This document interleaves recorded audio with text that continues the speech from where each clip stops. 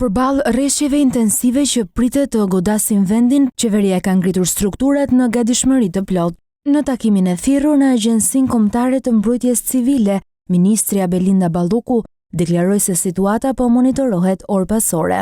Situata parashikohet që të ketë intensitet të lartë në zonën veriore dhe verilindore në rreshje, që kalojnë mbi 30 mm. Balluku sqaroi se për të shmangur rrezikun e mbingarkesave janë krijuar volume të lira në hidrocentralet e Komanit dhe Vau të Dejës, pa qenë nevojshme hapja e portave në këtë fazë. Duke nisur nga data 11 nëntor, Korporata Elektroenergjetike Shqiptare ka filluar që të ulë nivelet në basenin e Komanit dhe basenin e Vau të Dejës, për të krijuar volume të lira për gjithçka që do vinë nga prurjet anësore të prenjve, që është dhe pjesa më e rrezikshme për sa i përket këtyre prurjeve.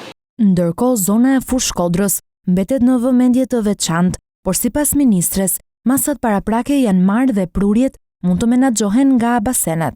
Në terren janë angazhuar edhe strukturat e Ministrisë së Bujqësisë. Në rajonin e Fierit kemi vënë gatishmëri të plotë të gjithë strukturat e drejtorisë, dukeve që ne kemi në gatishmëri me mjetet e nevojshme, por edhe me stafet përkatëse për të qenë prezent. Në Lezhë dhe Shkodër është ngritur shtabi i emergjencave, ku rreth 20 specialistë dhe 9 hidrovore po punojnë 24 orë në ditë. Edhe Ministria e Mbrojtjes ka shpërndar forcat dhe mjetet e nevojshme në zonat me rrezik më të lartë. Kemi bërë një plan shpërndarje të gjitha aseteve, mjeteve të gatishmërisë, kalueshmërisë lartë, qoftë edhe mjeteve që ndihmojnë zakonisht bashkitë përmes bordeve të kullimit, që të kryejnë ato veprime parandaluese, qoftë prita lumore, qoftë për të hapur aksese në mënyrë që ujërat që mund të vërshojnë në ditët në vijim të jenë sa më të kontrolluara.